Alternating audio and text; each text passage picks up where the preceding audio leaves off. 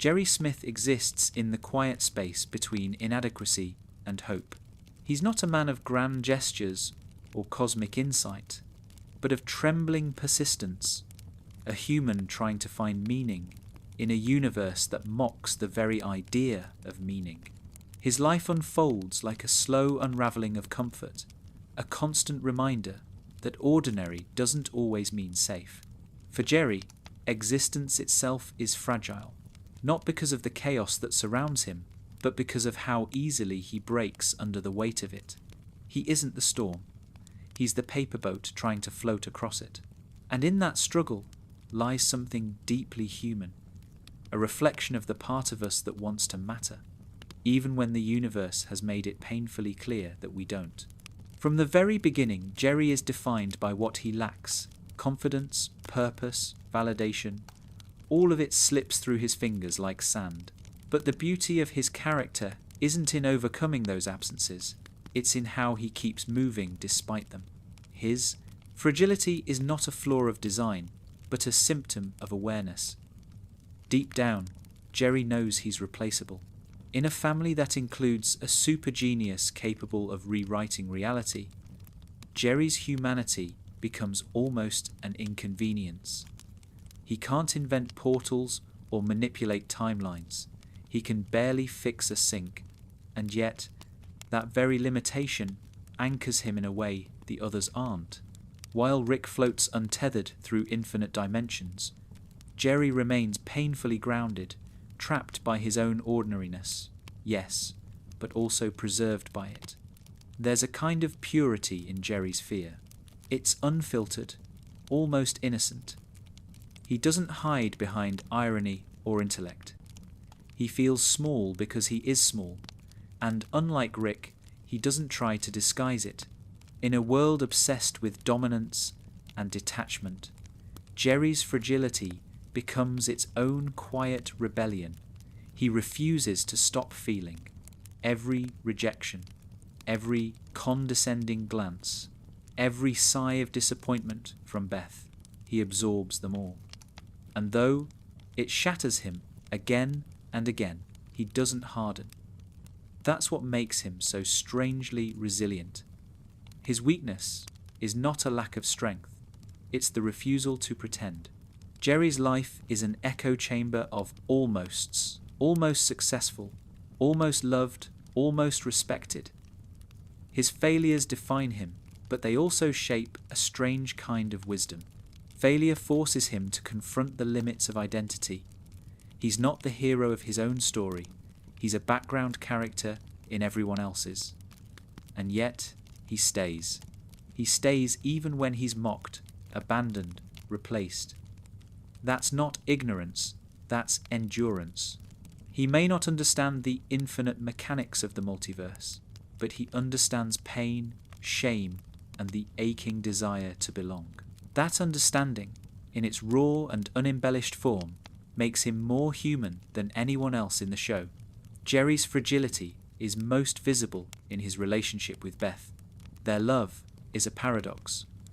Two damaged people orbiting each other out of habit, fear, and a faint memory of connection. Beth loves Jerry because he needs her, and Jerry loves Beth because she validates his existence. But that dependency corrodes them. Every argument, every petty resentment is a desperate attempt to prove they still matter to each other. In those moments, Jerry's fear of being unwanted becomes almost metaphysical. He's not just afraid of losing Beth, he's afraid of disappearing entirely. His sense of self is so entangled with her that he can't tell where he ends and she begins. Yet beneath all that dysfunction lies a tender truth. Jerry wants to love. He wants to give something real in a world that constantly strips meaning away. His clumsy affection, his misplaced enthusiasm, his naive optimism, they all come from the same source, a yearning for connection. When Rick dismantles reality, Jerry still believes in dinner tables and family photos. He believes in the small rituals that make life bearable. And that belief, however pathetic it may seem, in a universe governed by nihilism is profoundly courageous, because it's easy to give up when you've seen infinity. It's harder to keep caring about the finite. Jerry's fragility is not static, it evolves. What begins as weakness slowly becomes sensitivity, an ability to feel deeply in a world that rewards detachment. Every humiliation refines him, every failure softens him. By the time he's standing alone, separated from his family, we see a man stripped bare of illusions.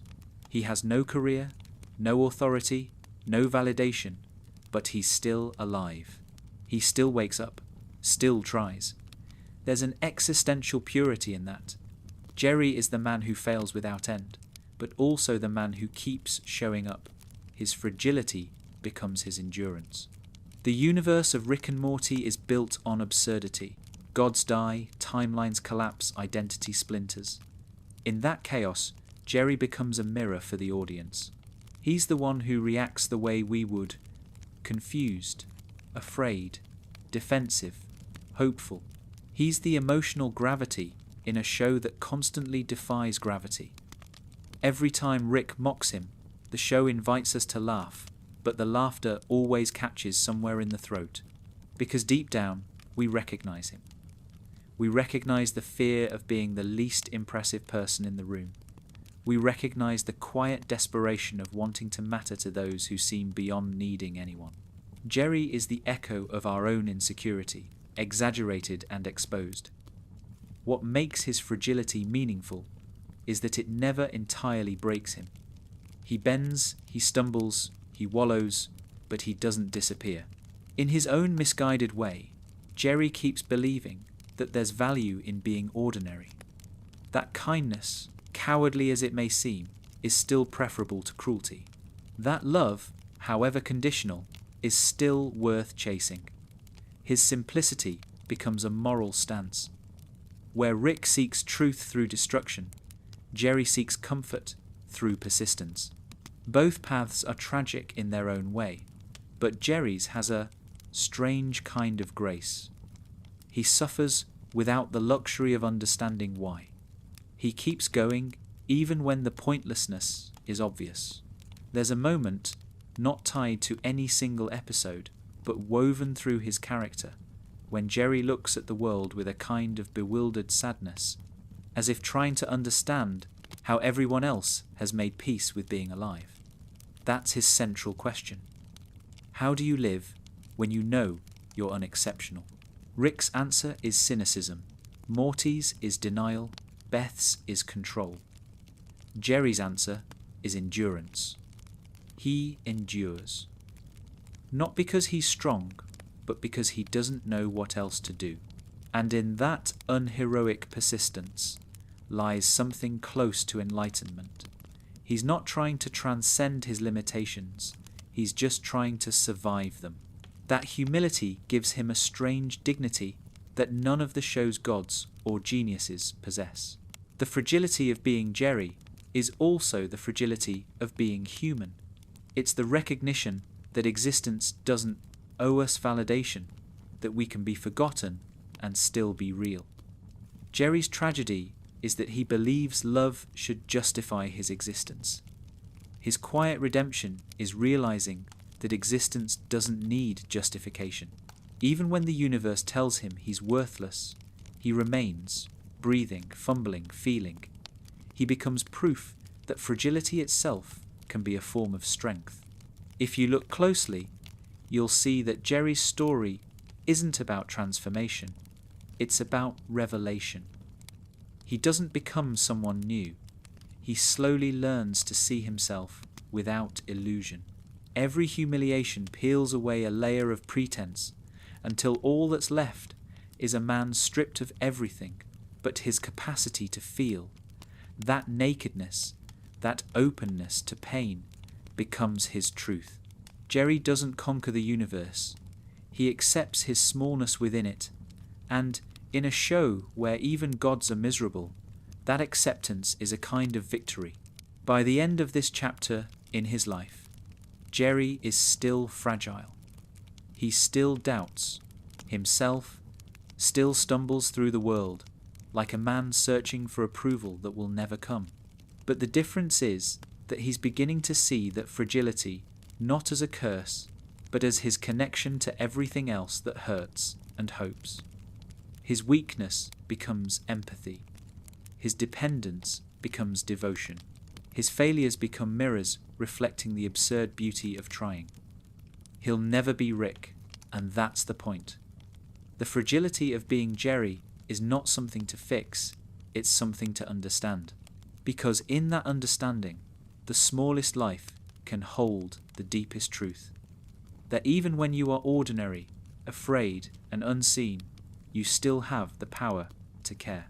And sometimes, that's enough to keep the universe from collapsing entirely. Competence, in the world of Rick and Morty, is currency. It's the unspoken measure of worth that decides who deserves to exist and who is a punchline. Rick, with his unmatchable genius, defines the standard. Everyone else orbits around his intellect, like lesser planets caught in his gravity. In that system, Jerry Smith is not just incompetent, he's irrelevant. And yet, that irrelevance exposes something deeply profound about what it means to live in a universe where ability is treated as meaning. Because if competence is the only thing that makes life worthwhile, what does that say about everyone who fails? Jerry's entire existence is a quiet protest against that idea. He is proof that being human is not the same as being useful. Jerry's life is haunted by the myth that competence equals value. He has spent years trying to prove that he's good at something, anything, that could make the people around him stop rolling their eyes. He clings to small victories like life, rafts, a halfway decent PowerPoint, a moderately well-timed joke, a moment of parental advice that doesn't implode. But each time he reaches for competence, it slips away, not because he's cursed or lazy, but because the world he inhabits doesn't reward his kind of effort. He's an average man in a reality that demands the extraordinary. His skills are obsolete in a house filled with people who can bend space-time or psychologically analyze existence itself. Jerry is, by design, outmatched by everyone, and that's what makes him the perfect subject for the myth's dissection. What's tragic is that Jerry believes in the myth even as it destroys him. He genuinely wants to be seen as capable. When Beth dismisses him, when Rick mocks him, when even Morty looks at him with quiet pity, Jerry interprets it not as cruelty, but as failure. His failure to earn their respect. He assumes the hierarchy is fair, that competence should equal love. That's the lie that keeps him small. He doesn't realize that the system itself is broken, that Rick's genius, though impressive, brings only misery. Jerry doesn't see that the people who seem most competent are often the ones least capable of peace. His tragedy is that he measures himself by standards that make no one happy. Yet even within that delusion, there's a flicker of truth. Jerry's incompetence forces him into humility, and humility allows him to see what the competent cannot. While Rick dismantles gods and builds new realities, Jerry notices the emotional gravity of simple things, the warmth of family dinner, the ache of a fight, the loneliness of being ignored. His incompetence keeps him connected to the ground, to the tactile, to the things that don't require genius to matter. There's a quiet wisdom in that. To be incapable of mastering the world might just be the only way to still feel it. The myth of competence also plays out in how Jerry approaches love. He thinks love must be earned through performance, through being a good husband, a good father, a man who can fix the sink and provide for his family. But love, especially in his world, refuses to follow such logic. Beth doesn't want a man who can outthink her father. She wants someone who can make her feel safe. And yet, she punishes Jerry for trying too hard to please her, because his need for validation exposes her own insecurities. Their marriage becomes a theatre of competence, both actors pretending they know what they're doing, terrified of admitting they don't. The irony is that the moments when Jerry is most honest about his incompetence are the moments when he's closest to something genuine. When he stops performing, when he simply exists, he becomes someone Beth can actually see. Competence, in its purest form, is about control. Rick controls reality. Morty tries to control his fear. Summer controls her image. Beth controls her pain. Jerry controls nothing, not even himself. His lack of Rick control is what makes him unbearable to them. But it's also what makes him real. He experiences life without the buffer of mastery. He feels failure in its full texture, the sting of rejection, the absurdity of effort, the comedy of being alive without a script. While others manipulate the world to avoid discomfort, Jerry faces it unarmed. That vulnerability gives him access to something no genius can replicate: sincerity. Incompetence strips him of illusion, and in that nakedness there's truth. The myth of competence is seductive because it promises safety. If you're skilled enough, smart enough, powerful enough, the world will make sense. You will have control, meaning admiration. Jerry's entire arc is a slow unravelling of that illusion. The more he tries to prove his worth through competence, the more the universe humiliates him. He's constantly placed in situations designed to expose his inadequacy, jobs he can't keep, roles he can't fill, tasks he can't finish. But instead of being erased by these failures, Jerry becomes defined by them. His life becomes a catalogue of defeats that somehow add up to survival. Each failure is a lesson in acceptance. Each humiliation, a reminder that competence is not the same as dignity. In a strange way, Jerry's incompetence becomes a mirror for Rick's competence. Both men are trapped by their own myths. Rick's genius isolates him, while Jerry's inadequacy humbles him. One sees everything and believes in nothing. The other understands nothing, but still believes in everything. Jerry's faith in love, in family, in the basic goodness of things is his counterbalance to Rick's despair. It's not intelligence that saves him, but ignorance that refuses to become cynicism. The myth tells us that knowledge is power. Jerry reminds us that not all power is worth having. There's a profound loneliness in being incompetent in a competent world. Jerry knows he's a burden. He can feel it in not every sigh, every dismissive glance. But he doesn't let that stop him from trying. He gets up, goes to work, participates in the performance of normalcy, even when he knows he's failing. That's his quiet act of rebellion.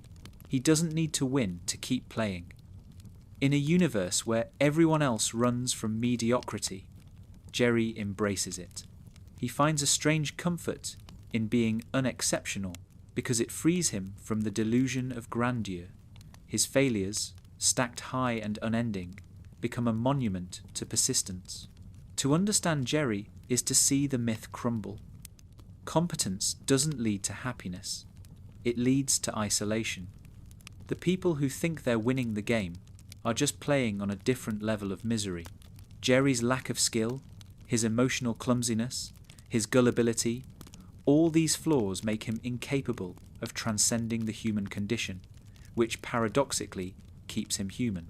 He is the baseline the universe keeps returning to after every cosmic detour.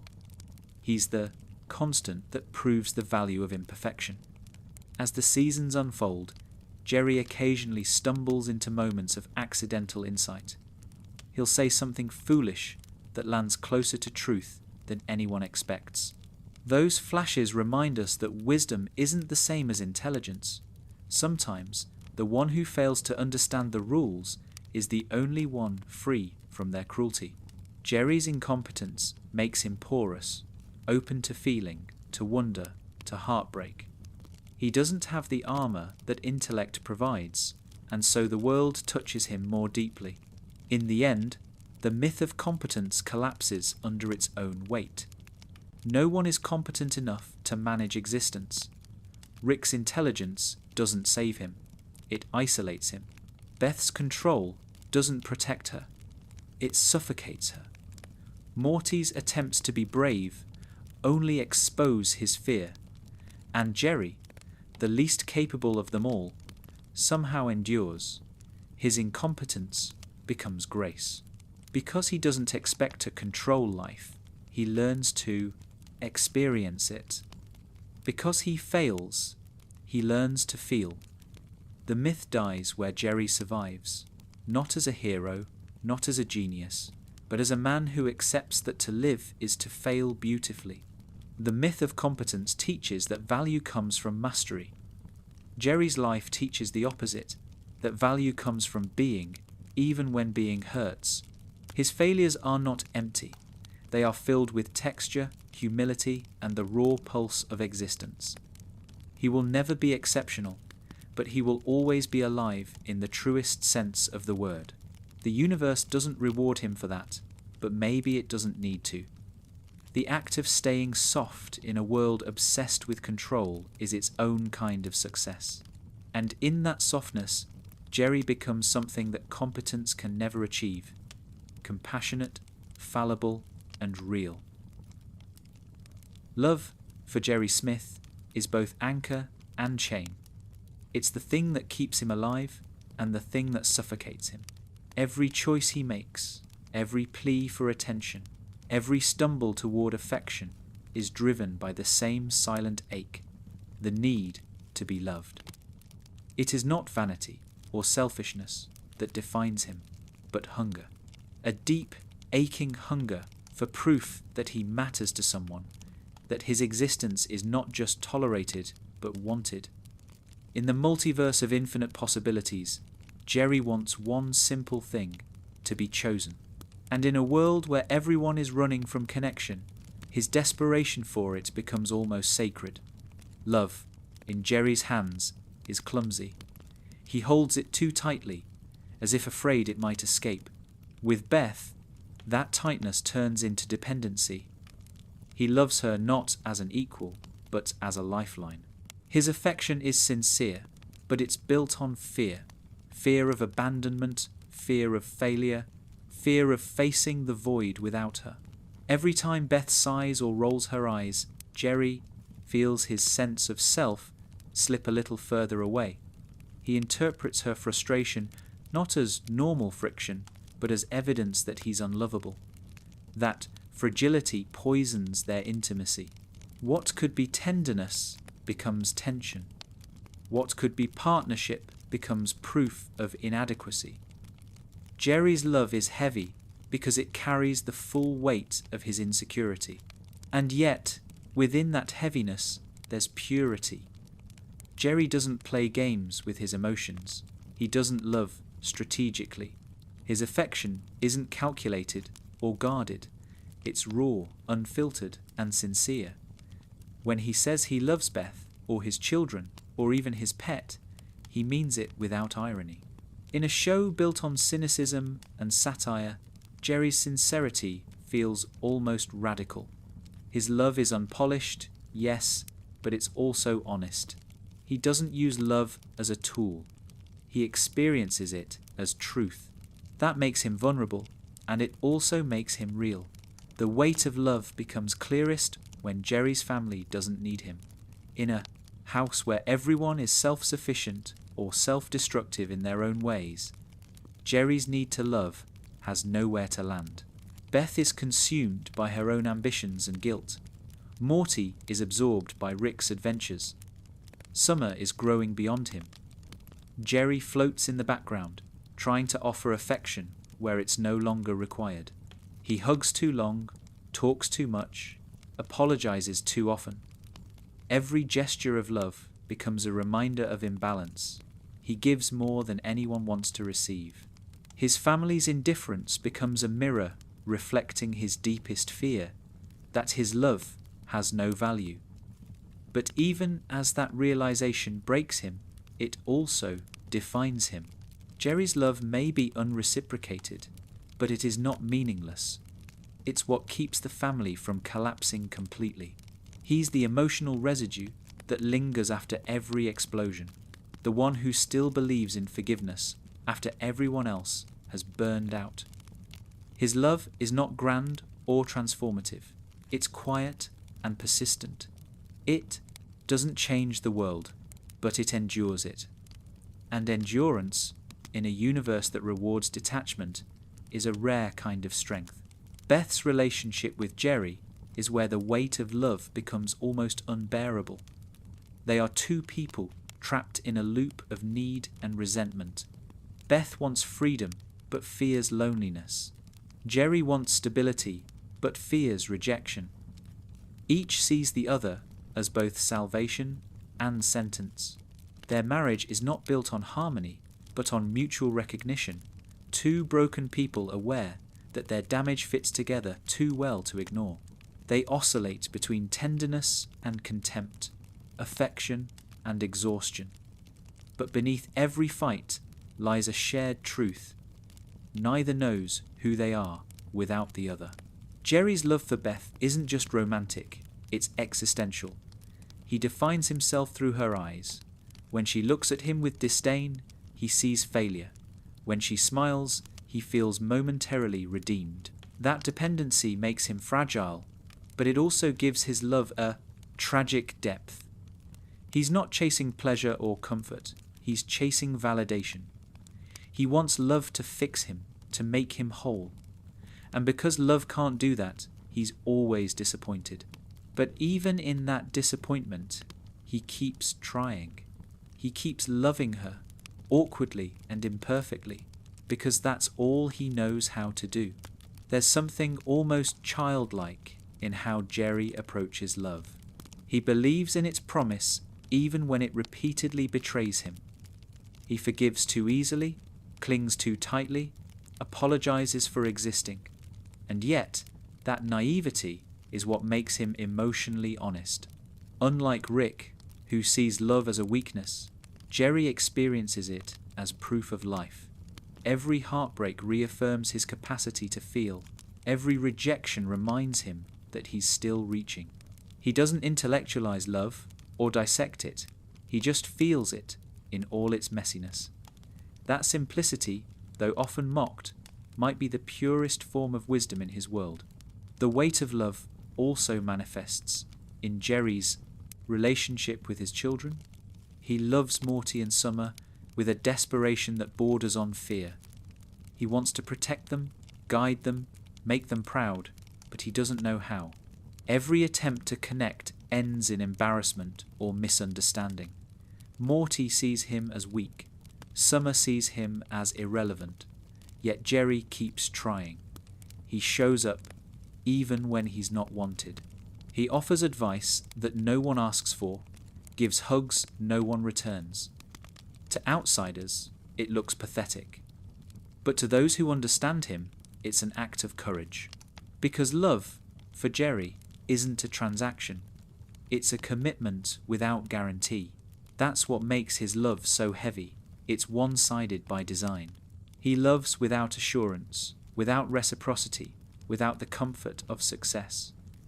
His love doesn't make his life easier, it makes it harder. It demands vulnerability in a world that rewards detachment. But that vulnerability is precisely what keeps him human. In a show where gods die and universes reset, Jerry's love doesn't fade. It persists through humiliation, through rejection, through the slow erosion of self-esteem. It's not glamorous, but it's constant. And constancy, in a world that reinvents itself every episode, is a kind of eternity. The tragedy of Jerry's love is that it's sincere in a world allergic to sincerity. Everyone around him wears armor, sarcasm, intellect, bravado to survive the absurdity of existence. Jerry refuses to wear any. He walks through the chaos, unshielded, heart first. That's why he gets hurt so easily, and why his pain feels so heavy. But that same openness gives him access to moments of unexpected grace. A look from Beth, a smile from Morty, a rare day without conflict. These small victories carry the weight of entire universes for him. Because for Jerry, love doesn't have to be perfect to be real. It just has to be felt. As the seasons unfold, Jerry begins to understand that love isn't something to earn or control. It's something to witness. He starts to see that Beth's love is not an approval stamp, but a reflection of her own brokenness. That Morty's distance isn't rejection, but growing independence. That Summer's cynicism hides confusion. He learns, slowly and painfully, that love isn't about being needed, it's about being present. The weight of love doesn't lighten for him.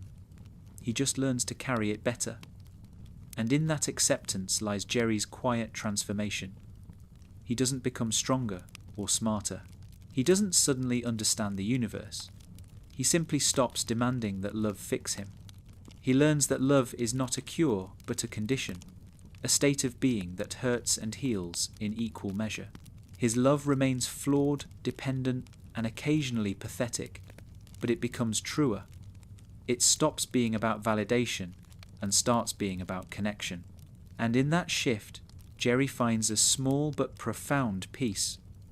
The weight of love will always be heavy for him, because he will always feel too much. But maybe that's what makes his existence matter. In a multiverse where everything can be replaced, Jerry's love cannot. It's unique because it's personal. It's meaningful because it's fragile. It's real because it's unguarded. The universe doesn't notice it. Rick doesn't respect it. Beth doesn't always deserve it. But it's there. A small, flickering light against the cosmic void. Jerry's love doesn't change the world. It simply refuses to disappear. And sometimes, that's all that keeps the world from going dark. Every light casts a shadow, and for Jerry Smith, that shadow has a name, Rick Sanchez. To exist alongside Rick is to live in perpetual eclipse. Every action Jerry takes, every thought he has, every attempt to assert himself is swallowed by the vast, unrelenting presence of Rick's genius. Rick doesn't just outshine Jerry intellectually, he redefines the scale by which worth itself is measured. In a universe that bends around Rick's will, Jerry is the one person who cannot even bend reality enough to make himself feel tall. And yet, within that unbearable imbalance, there is something profound. Because what Jerry learns, painfully, slowly, and completely, is that living in the shadow of brilliance can teach you more about light than brilliance ever could. From the moment Rick re-enters the family's life, Jerry becomes smaller. His authority, already fragile, collapses under the weight of Rick's chaos. The home that once obeyed his fragile routines transforms into a stage for cosmic absurdity. Dinner tables turn into battlefields, car rides into philosophical crises, mornings into existential experiments. Rick doesn't just disrupt Jerry's comfort, he dismantles the very illusion that Jerry's life had meaning outside of it. Every time Jerry tries to reassert control, Rick unravels it effortlessly. Every attempt to explain himself ends in laughter. Jerry is not simply humiliated, he is deconstructed. But humiliation has a strange side effect. It clarifies. In being constantly compared to Rick, Jerry is forced to see the hollowness of Rick's version of power. The more he watches Rick tear through universes, the more he begins to sense the cost of that freedom. Rick's brilliance isolates him. His intelligence becomes a cage, not a crown.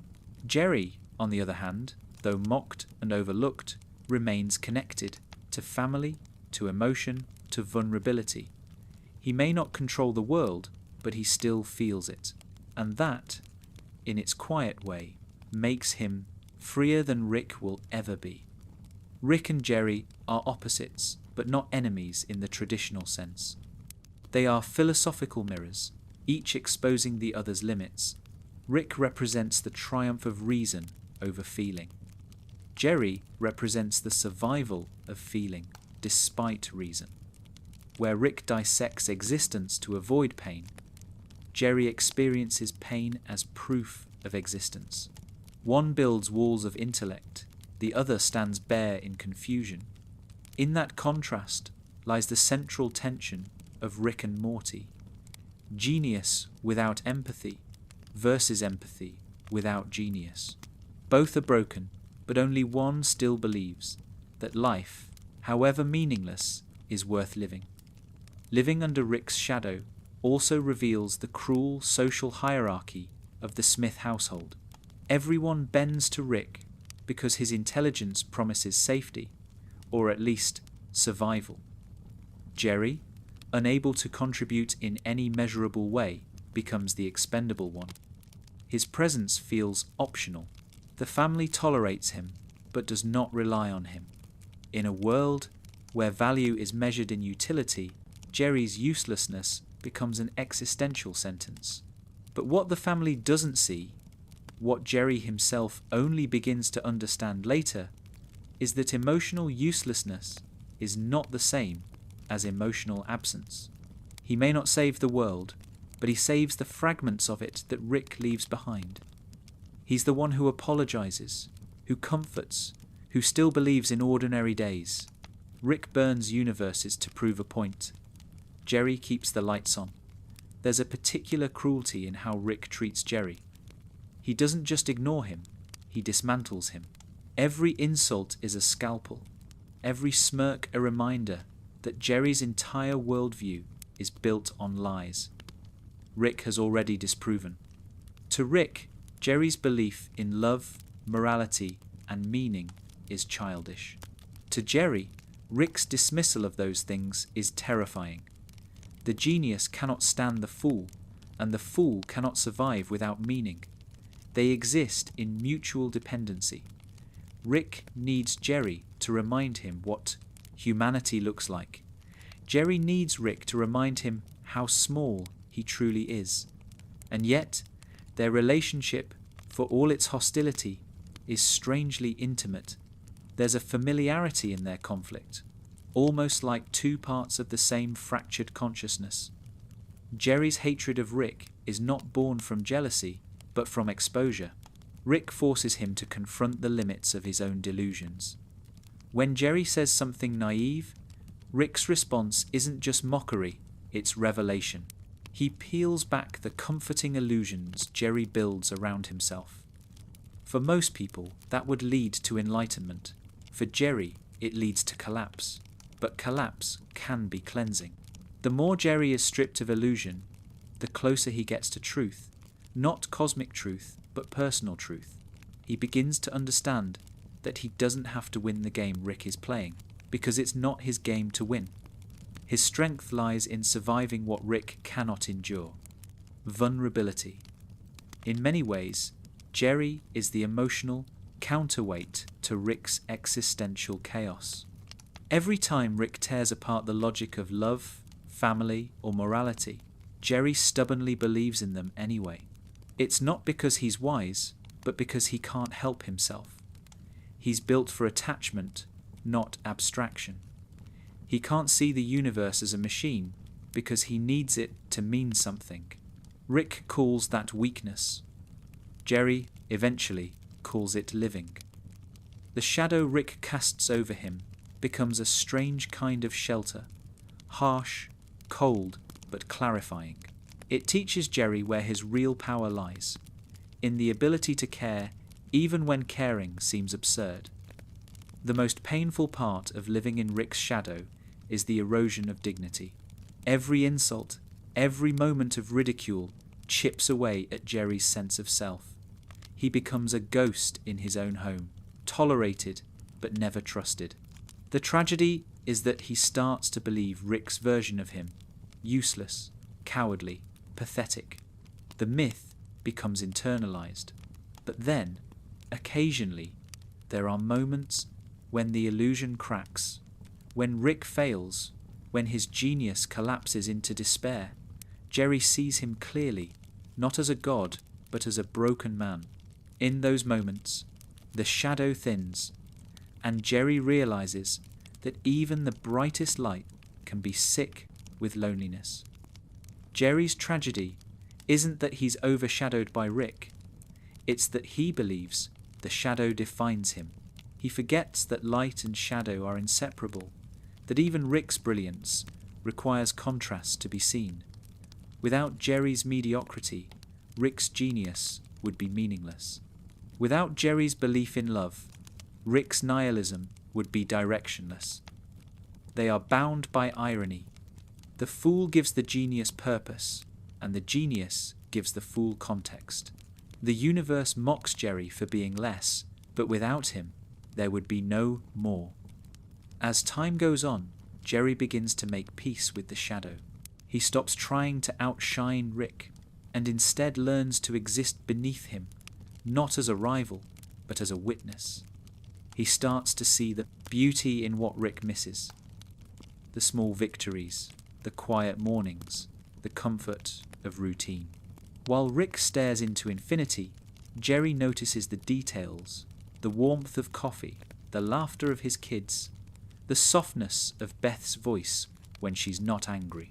Rick's genius gives him access to every reality except the one that matters. Jerry, stuck in the simplest of them, learns to find grace in limitation. And maybe that's the point. The shadow Rick casts isn't meant to be escaped, it's meant to be understood. It shows Jerry the futility of comparison and the absurdity of validation. He realizes that he doesn't have to be extraordinary to be whole. In fact, it's his ordinariness that keeps him from losing his soul. Rick's shadow is heavy, but it also protects him from delusion. It reminds him, every day, that power and peace are not the same thing. By the end of this reflection, Jerry has not defeated Rick, and he never will. But he has learned something that Rick hasn't: how to live without winning. He learns that being small is not the same as being insignificant, that standing in another's shadow doesn't mean you have no light of your own. The shadow of Rick is vast, but it is not endless. In its cold outline, Jerry finds the contours of himself, not as genius, not as savior, but as the one who endures, the one who feels, the one who remains. Control is the story Jerry Smith keeps trying to tell himself, that if he can just say the right thing, do the right job, or hold his family together long enough, life will make sense again. It's a small, fragile fantasy, but it's the only one that gives him comfort in a world ruled by chaos. For Jerry, control is not about power, it's about protection. He doesn't want to dominate anyone. He just wants to stop the world from collapsing around him. But the tragedy, and the truth, is that control was never real to begin with. Every time Jerry reaches for stability, the universe shifts beneath him. Every time he thinks he's found balance, it reveals itself to be a temporary illusion. And yet, he keeps reaching. That's what makes him both foolish and profoundly human in Jerry's mind. Control means safety. If he can control his job, his marriage, his family's respect, then maybe he can control the feeling that he's slipping through life unnoticed. He mistakes predictability for peace. The repetition of small routines, cereal in the morning, polite conversations, television at night, becomes a kind of spiritual defense. But the universe of Rick and Morty does not honor repetition. It rewrites itself constantly. It breaks patterns just to prove they were never real. Jerry's desire for order is therefore not just doomed, it's mocked. The world he lives in doesn't simply resist control, it thrives on its absence. Rick is the embodiment of that chaos. Every invention, every portal, every universe he opens is a direct assault on Jerry's illusion. Where Jerry seeks comfort in walls, Rick tears holes in them. For Rick, control comes from knowing the chaos intimately enough to manipulate it. For Jerry, it comes from pretending it doesn't exist. That difference defines the gulf between them. Rick's control is cosmic, Jerry's is domestic. Rick builds devices that defy mortality. Jerry straightens his tie before job interviews. One commands galaxies, the other clings to dinner tables. But beneath that difference lies a shared fear, the terror of powerlessness. Rick hides from it with science. Jerry hides from it with routine. Both are illusions, but only Jerry suffers for believing his might be real. The illusion of control is most visible in Jerry's relationship with Beth. He tries to control her affection, to predict it, to earn it. He measures every sigh, every gesture, as if decoding a pattern that will finally make her love him unconditionally. But love is not a system, it's weather. It shifts, it drifts, it storms. Beth doesn't stay because Jerry controls her. She stays because, in her own fractured way, she recognizes herself in his helplessness. She too believes that control can make pain manageable.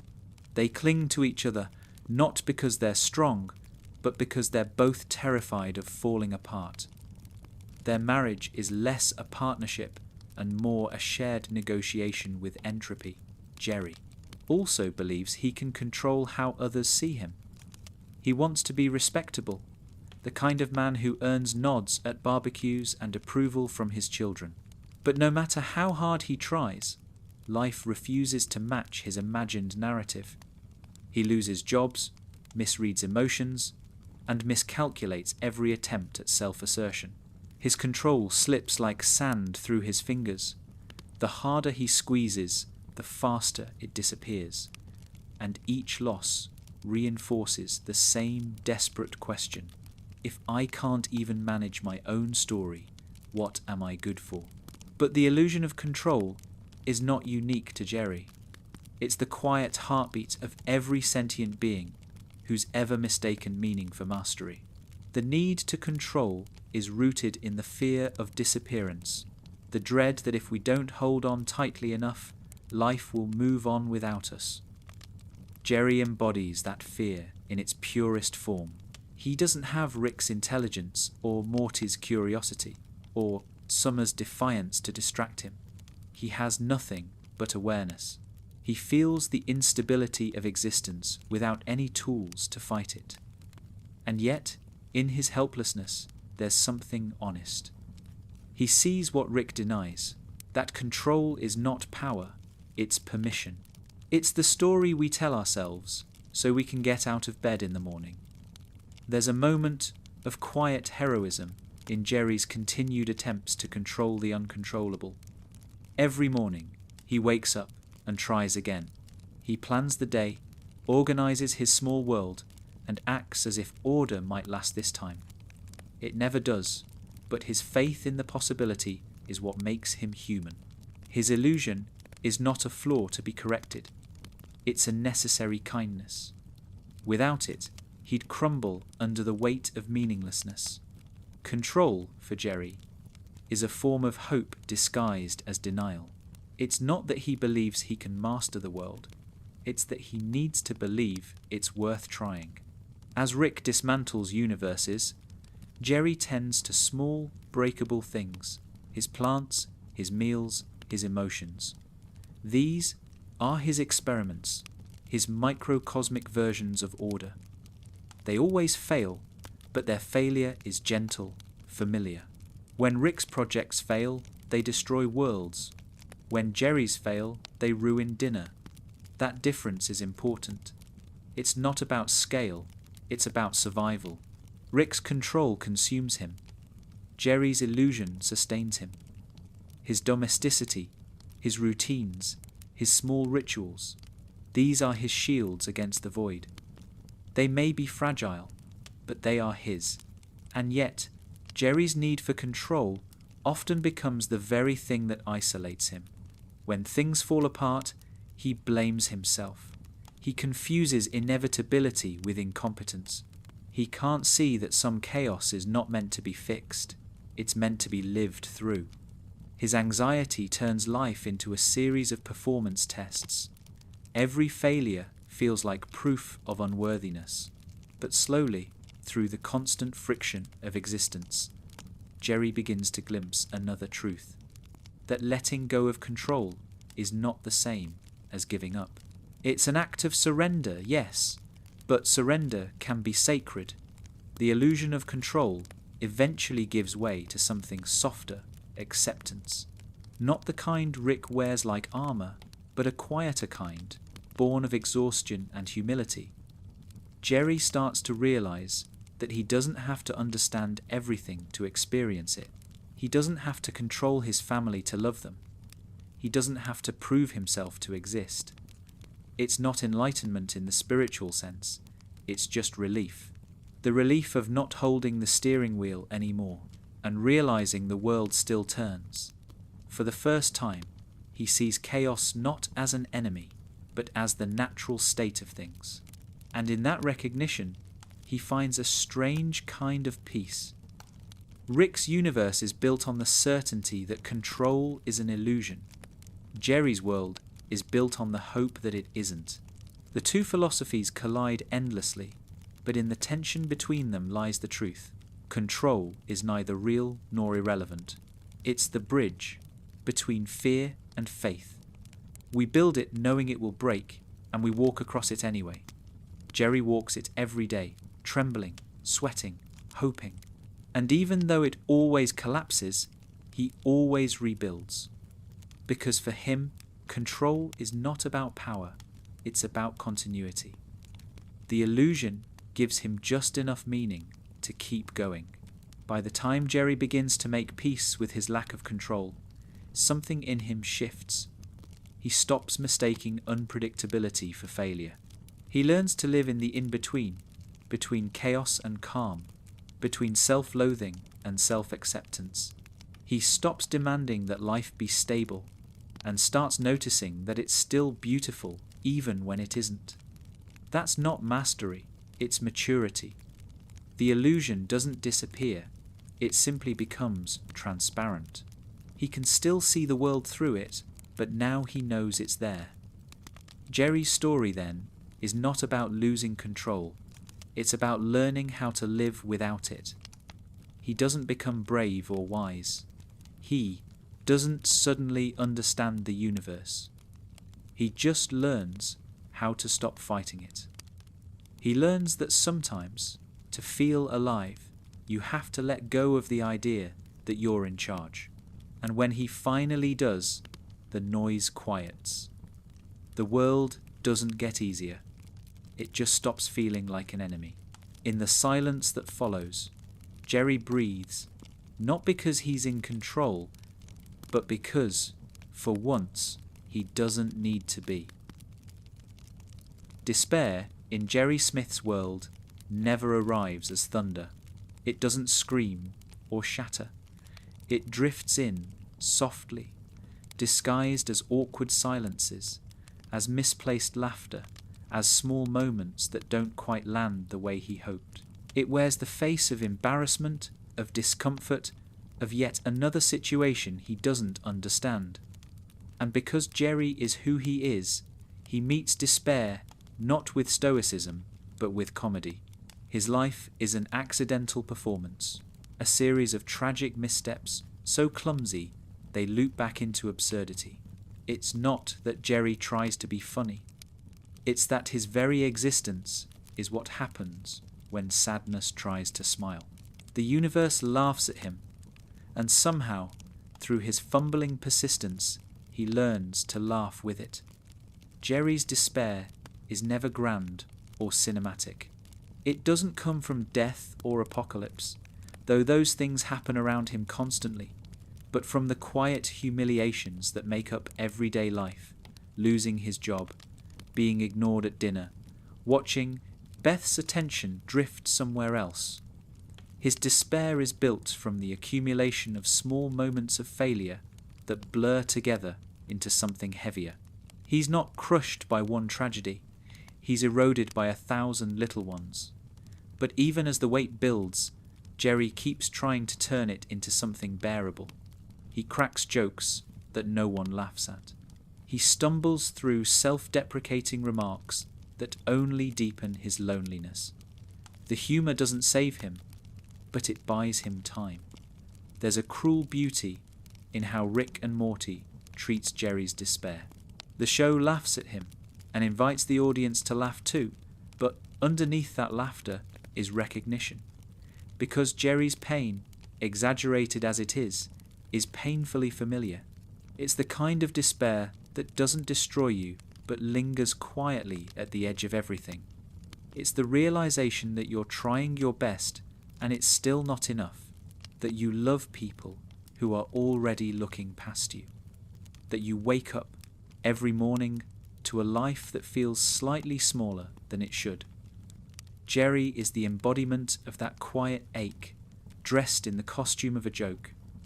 Comedy, for Jerry, is not a gift, it's a reflex. It's what his body does to keep from falling apart. When Beth dismisses him, he smiles awkwardly. When Rick mocks him, he laughs too loudly, hoping the laughter will make him part of the joke instead of its target. But it never works. The joke keeps swallowing him whole. Yet, in that failure, something strange happens. His humour becomes tragic, and his tragedy becomes human. The laughter that surrounds Jerry stops being cruel and starts being honest. It becomes the kind of laughter that comes from recognizing the absurdity of living, the realization that sometimes the only way to survive meaninglessness is to laugh at it. Jerry's despair is different from Rick's. Rick's despair is cosmic, intellectual, rooted in knowledge. He knows too much and feels too little. Jerry's despair is emotional, rooted in yearning. He feels too much and understands too little. Both are painful, but Jerry's kind has softness to it. Rick's despair makes him destroy worlds. Jerry's makes him cry quietly in a room no one visits. It's smaller, but somehow more courageous. Because while Rick uses despair as an excuse to disengage, Jerry uses it as proof that he still cares. The very fact that he keeps hurting means he hasn't gone numb. His sadness is proof of his humanity, and his comedy is the sound of that humanity refusing to die. In many ways, Jerry's despair is the soul of the show's emotional truth. Rick and Morty is filled with existential dread, the awareness that everything is temporary, meaningless, replaceable. But Jerry's despair gives that dread a face we can understand. He doesn't intellectualize it, he lives it. Every failure, every embarrassment, every anxious attempt to make things right becomes a small parable about the human condition. The audience laughs at him because it's safer than admitting how much of ourselves we see in him. His despair is a mirror, and the comedy is the only way we can look into it. The comedy of despair isn't just about irony, it's about survival. When Jerry fails, he finds a way to keep existing through absurdity. His mistakes pile up into something resembling resilience.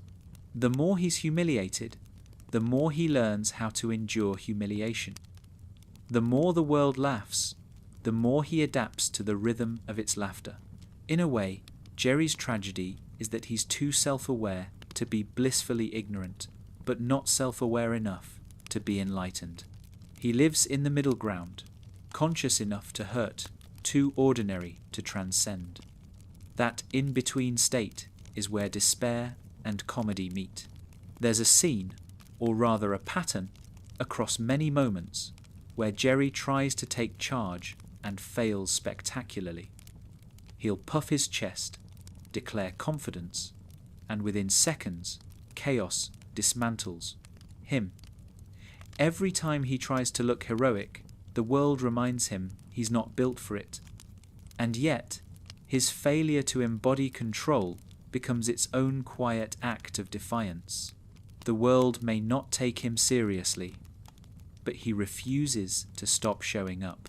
His repeated collapses become their own rhythm, a kind of tragicomedy that says, I may not win, but I'll still play.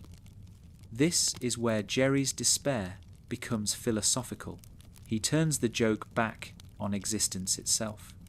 His failures are not just personal misfortunes, they're reminders that the universe doesn't care about success or failure. It just moves indifferent. Rick tries to conquer that indifference. Jerry learns to coexist with it. His despair becomes acceptance wrapped in absurdity. When everything keeps falling apart, and he still insists on setting the table, he's not being foolish. He's participating in the grandest joke of all, the one where you know you can't control anything and still act like you can. That's not ignorance. That's grace. Jerry's comedy is not clever or sharp. It's awkward, repetitive, often painful to watch. But that's what makes it real. It's not performance, it's instinct. When he laughs, he's not trying to be funny, he's trying to be alive. His humor is the language of someone who doesn't know how to process existence except through sound. Every nervous chuckle, every forced smile, every well that could have gone better is a declaration of survival. The laughter doesn't deny despair, it coexists with it. It's the sound despair makes when it refuses to become silence. The more Jerry learns to live inside his own comedy, the less tragic he becomes. His despair stops being a wound and starts being a rhythm, a reminder that he's still here. He begins to see that life is not meant to be conquered, just endured with a sense of irony. Rick finds meaning through knowledge. Jerry finds it through resilience. One builds, one breaks, one laughs, but both are reacting to the same truth. The universe doesn't owe anyone coherence. The only difference is that Jerry has learned to smile through the incoherence. His despair doesn't fade, it evolves. By the time Jerry begins to understand this balance, his laughter changes tone. It's still awkward, still unpolished, but there's recognition behind it now, awareness of the absurd pattern he's caught in. He no longer laughs to please others or to escape ridicule. He laughs because he finally understands the joke. The comedy of despair becomes the acceptance of impermanence. It's not funny because it's clever. It's funny because it's true. In a way, Jerry's laughter is his greatest rebellion. It's the one thing Rick can't quantify or control. Science can explain the universe, but it can't explain why Jerry still finds the courage to smile when everything falls apart. His laughter is proof that even when meaning collapses, joy can still exist in fragments. It's clumsy, uneven, and often misunderstood, but it's real. The comedy of despair is Jerry's philosophy in motion. If you can't win, if you can't escape, then at least find a way to laugh. When the universe turns dark, Jerry's laughter lingers like an after-image. It's not triumphant, but it's steady. It doesn't erase despair, it humanizes it. The joke doesn't fix him, it keeps him company. And that, in the end, is enough. Because for Jerry Smith, survival isn't about escaping sadness. It's about learning to find rhythm inside it. Despair is the punchline, but laughter is the breath that follows. And as long as he can still breathe, still laugh, still reach for meaning in the chaos, the comedy isn't over yet. Jerry Smith has always been waiting for someone to tell him he's enough. It's not ambition that drives him, not pride or greed. It's that small, quiet ache that comes from wanting to be seen. Validation is Jerry's oxygen, the invisible need that shapes every decision he makes, every fear he hides behind a nervous smile. He doesn't crave power, he doesn't dream of greatness, he just wants to be told that he matters. But that's the cruelest part of his existence. The harder he reaches for approval, the further it slips away. Validation, for Jerry, is not nourishment, it's addiction. A prison disguised as comfort. His entire life is built on the assumption that love and validation are the same thing. From Beth, he wants not just affection, but confirmation that he is good enough to deserve her. From his children, he wants respect, not out of authority, but out of reassurance. From Rick, he wants acknowledgement, a single moment where genius looks at mediocrity and says, "You're not a mistake." But these validations never come. The world around Jerry is too loud, too self-absorbed, too cruel to give him the simple words he's built his identity around. And so he begins to collapse inward, mistaking every silence for a verdict against his worth. Validation, for Jerry, is not a luxury, it's a survival instinct. Every compliment, every sign of approval becomes a brief reprieve from the constant whisper of inadequacy in his head. But the reprieve never lasts. The moment fades, and the need grows stronger. He becomes dependent on external affirmation to fill the space that self-worth should occupy. And the tragedy is that he knows it. He feels the shallowness of each fleeting approval, but he can't stop chasing it. Because without it, he fears he'll disappear entirely. Rick becomes the cruelest mirror for this need. Rick's entire existence is built on rejecting validation. He doesn't care what anyone thinks, or at least he pretends not to.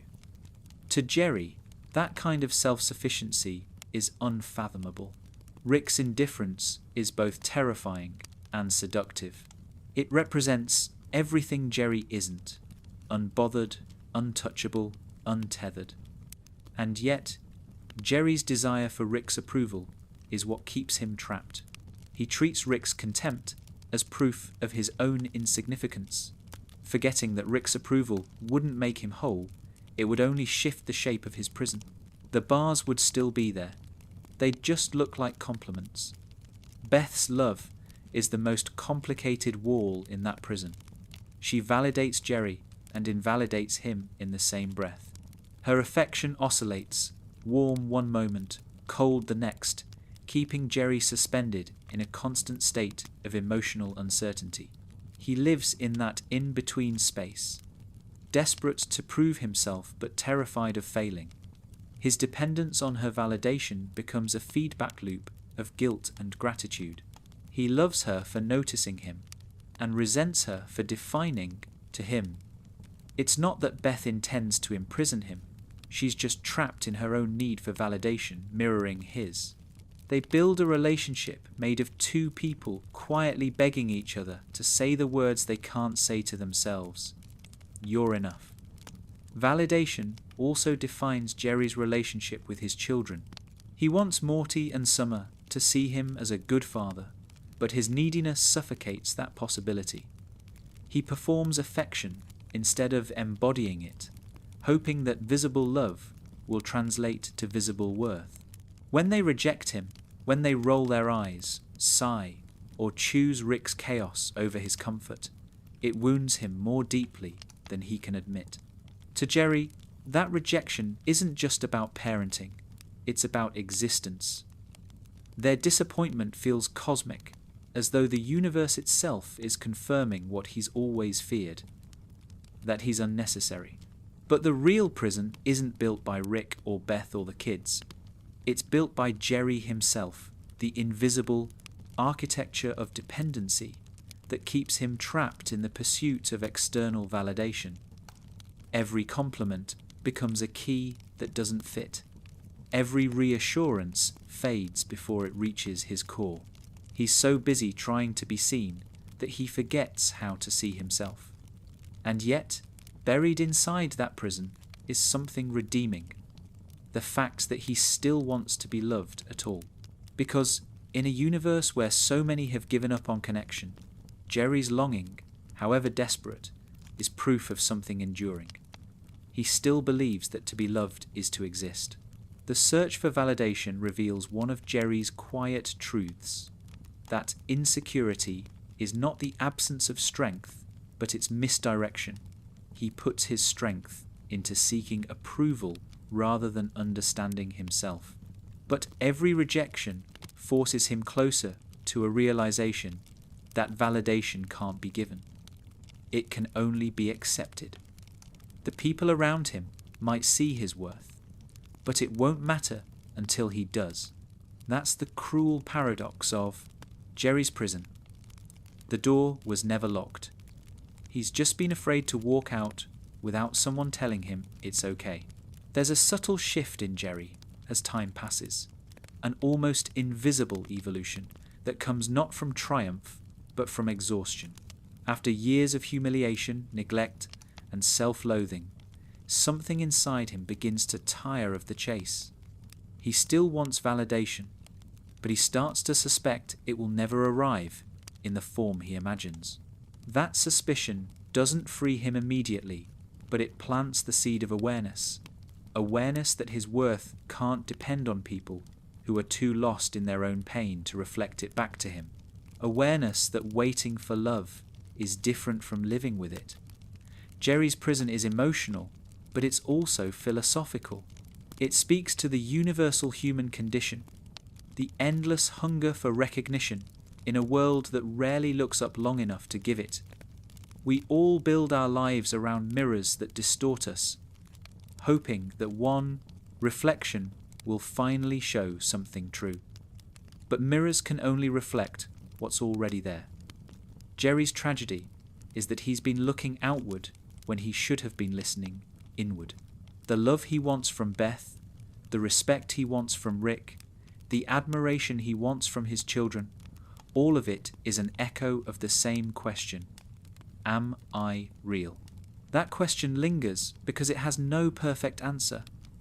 In a show where meaning itself is fluid, validation becomes a form of temporary relief, a pause in the existential noise. Jerry learns, slowly, that maybe the goal isn't to silence the noise, but to live inside it. Maybe validation isn't about being seen perfectly, but about continuing to exist even when no one is looking. He begins to understand that the people who love him, even inconsistently, imperfectly, already validate him through their presence. He doesn't need to earn love through performance. He just needs to let it exist without demanding that it fix him. In one of the quieter arcs of his life, Jerry begins to show glimpses of that understanding. He doesn't stop needing approval.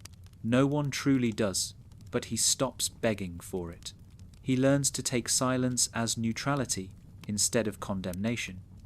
He starts finding moments of peace in the spaces where no one's watching, the mundane corners of life that require no validation to exist.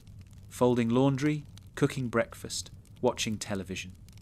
These are not victories in the grand sense, but they are the cracks in the walls of his prison. Through them, light begins to seep in. In the end, Jerry doesn't escape the prison of validation by breaking it. He outgrows it. The walls don't crumble. They simply become too small for who he's becoming. He doesn't stop wanting to be loved. He just stops mistaking love for proof. The difference is subtle but profound.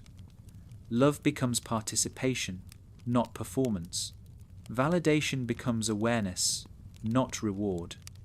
He still stumbles, still doubts himself, but now he knows that the absence of applause doesn't mean the absence of worth. The prison of validation was never external. It was the story Jerry told himself, that being seen is the same as being. But as he starts to see himself clearly, the story changes. He doesn't need to be exceptional to be visible or impressive to be loved. He just needs to exist honestly, awkwardly, imperfectly. That, in itself, is freedom. And when Jerry finally begins to breathe inside that realization, the air tastes different, not like victory, but like release. The kind of peace that comes not from being understood, but from no longer needing to be. Loneliness is the quiet gravity that pulls Jerry Smith through his life. It is not the sharp, sudden kind that comes from being abandoned. It's the slow, constant one, like a low hum beneath everything he does. Even when he's surrounded by family, Jerry is alone. Even when he's speaking, he's unheard. It's not that people ignore him, it's that they don't see him. In a house filled with chaos and brilliance, Jerry's ordinariness fades into the background noise.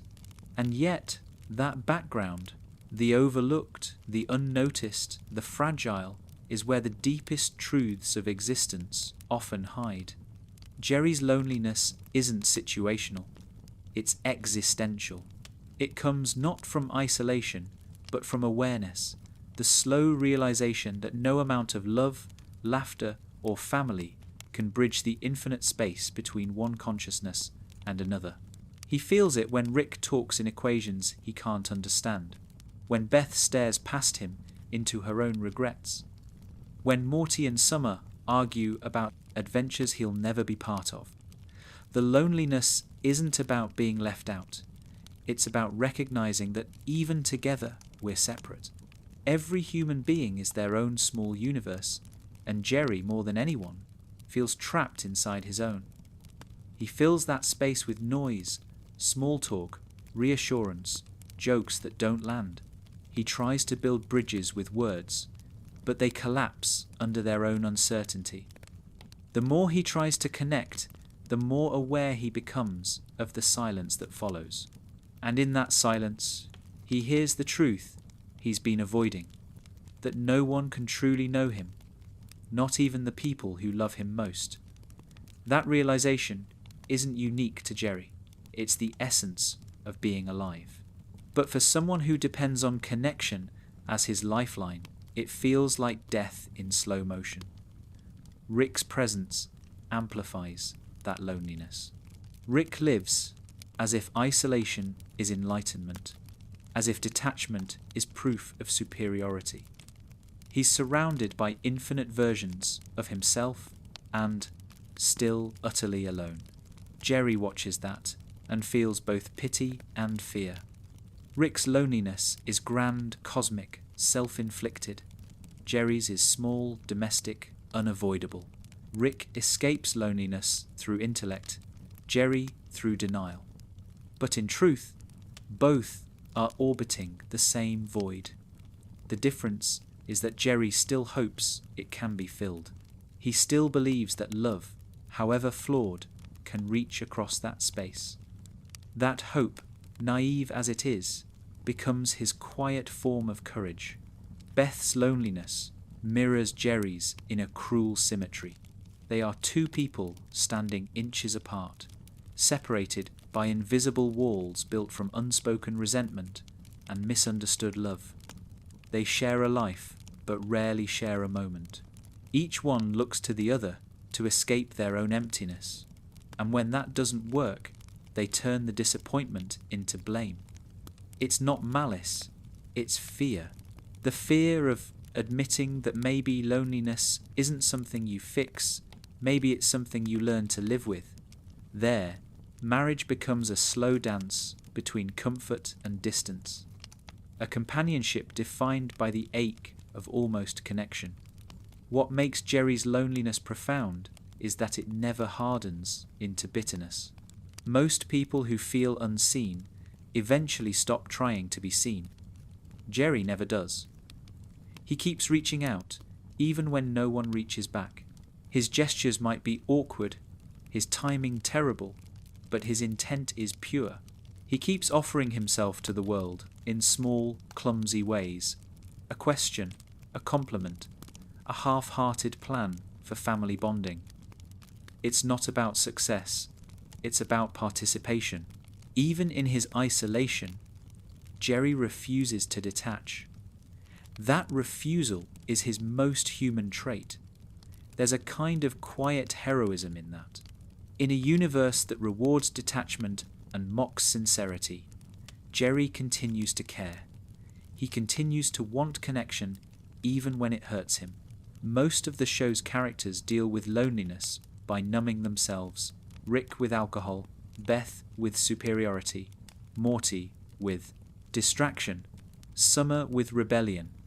Jerry alone lets himself feel it. He doesn't mask his loneliness, he inhabits it, He lets it ache. He lets it define him. And in doing so, he becomes something rare. Someone honest about the cost of being alive. Loneliness for Jerry is not emptiness. It's presence without understanding. It's sitting beside someone you love and realizing you're both thinking about different things. It's saying, I'm fine, and meaning, I'm lost. It's looking in the mirror and seeing not who you are, but who you think you're supposed to be. Jerry feels this constantly, but he doesn't turn away from it. He doesn't drown it in intellect or escape into alternate realities. He just lives with it. And that living, awkward, uncertain, persistent, becomes its own form of connection. Because the moment you stop running from loneliness, it stops being isolation. It becomes awareness. There's a beautiful irony in how Jerry's loneliness gives him empathy. Because he knows what it's like to feel unseen, he instinctively sees others. He notices the small cracks in people's voices, the hesitation behind their laughter. He reaches for them, not because he knows how to help, but because he can't bear to let them fall into the same silence he lives in. His kindness, however clumsy, is born from that awareness. It's not heroic kindness, it's survival kindness. The kind that says, I know what it feels like to be invisible, and I don't want you to feel that way too. But empathy doesn't erase the ache.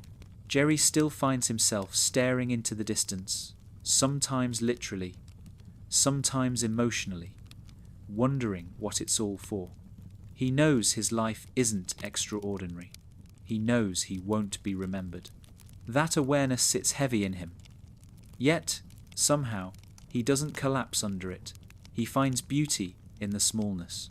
He learns to see meaning in ordinary gestures, a shared glance, a quiet meal, a moment of stillness. These moments don't cure loneliness, but they soften it. They remind him that even if connection can't be permanent, it can be real while it lasts. The loneliness of existence is not something Jerry escapes, it's something he befriends. He begins to understand that the space between people isn't just emptiness, it's what makes connection meaningful. If we could truly merge minds, love would lose its purpose. Loneliness is what makes reaching out sacred. It's what gives value to the moments when we do connect. Jerry doesn't articulate this truth, but he lives it. Every failed conversation, every awkward attempt at intimacy is a quiet act of faith. He reaches across the void, knowing it won't always reach back, and does it anyway. Over time, Jerry's loneliness transforms from something that punishes him into something that humbles him. It teaches him to stop expecting perfection from others, to stop assuming that being misunderstood means being unloved. He learns that loneliness isn't a flaw in the system, it's part of being conscious. The mind is a room no one else can enter fully, and that's both the tragedy and the miracle of being alive. Jerry, in all his simplicity, comes closer to accepting that than anyone else. He stops treating loneliness as evidence of failure and starts treating it as proof of existence. And maybe that's the quiet revelation buried in his story, that loneliness isn't the opposite of connection, but its foundation. Without distance, closeness would have no meaning. Without solitude, love would have no shape. Jerry's life, defined by absence, becomes a study in appreciation. Every fleeting touch, every small moment of understanding, glows brighter against the darkness that surrounds it. He may never conquer his loneliness, but he learns to coexist with it, to carry it like a companion rather than a curse. When Jerry sits alone, whether in his apartment or at the edge of some cosmic absurdity, he isn't just waiting for someone to fill the silence anymore. He's listening to it. He's learning to hear the quiet music inside it, the rhythm of being alive, of existing in a universe that doesn't promise company, but still allows connection. It's not peace exactly, but it's something close. something that feels like belonging to himself at last. Loneliness doesn't leave Jerry. It never will, but it changes shape. It becomes not a shadow following him, but a space he moves within, the space that makes everything else visible. And maybe that's the truth he was always meant to learn, that the loneliness of existence isn't a punishment, it's a reminder. A reminder that to feel separate is to be aware, and to be aware is to be alive. Belief is the last fragile thread Jerry Smith holds on to when everything else slips through his fingers. It is not belief in science or in destiny, or even in himself. It's belief in something that keeps him standing in a universe that constantly tries to convince him not to bother. It's the courage to wake up each day and assume life is worth the effort. For Jerry, belief is not a statement of faith, it's an act of survival. The more the world mocks him for it, the more it reveals what that belief truly is. The quiet, trembling courage to hope when there's no reason to. In Rick's universe, belief is weakness. Rick dismantles it wherever he finds it, reducing everything to mechanisms and probabilities. To believe in meaning is, in his eyes, to lie to yourself. Jerry lives on the opposite end of that spectrum, not because he's ignorant, but because he has to. Where Rick builds meaning from intellect, Jerry builds it from need. He needs to believe that his love matters, that his small acts of kindness aren't swallowed by the void, that his life, however clumsy, holds some value. Without that belief, he would disintegrate. It's not naivete that keeps him going, it's necessity. Jerry's belief is fragile because it's constantly under attack. Every sarcastic remark from Rick, every disappointed sigh from Beth, every moment his kids look at him with quiet embarrassment chips away at it. Yet, somehow, he keeps patching it back together, not out of denial, but out of instinct. He believes because he must. He believes that decency still means something, that effort still counts, that the heart still has weight even when the brain says otherwise. In a world defined by absurdity, that belief is his only rebellion. There's a smallness to Jerry's faith that makes it easy to overlook. It's not religious or grand. He doesn't pray or philosophize. His belief lives in the mundane, in the way he sets the table, in the way he tries to make conversation, in the way he tells himself tomorrow might be better. It's quiet and private, a whisper beneath the noise of chaos. And that's what makes it courageous. Anyone can believe in something extraordinary when they've seen proof. It takes a different kind of bravery to believe in the ordinary when all the proof says you shouldn't. Jerry's belief is tested most when he tries to share it. His optimism is often met with ridicule, his attempts at positivity dismissed as weakness.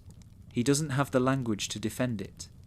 He can't articulate why he believes in kindness, in love, in trying again. He just does. And that lack of sophistication makes his faith even purer. It isn't intellectualized, it's felt. It comes from the same place as his fear, his loneliness, his need for connection. It's not the opposite of despair, it's born from it. Jerry believes because he despairs. Because without that small light, the darkness would be unbearable. There's something profoundly human about belief in its most fragile form. It's not certainty, it's persistence. It's waking up when you don't want to, smiling when it feels hollow, saying, "I love you," even when the words shake. Jerry's courage is not the kind that saves worlds. It's the kind that gets you through an ordinary morning.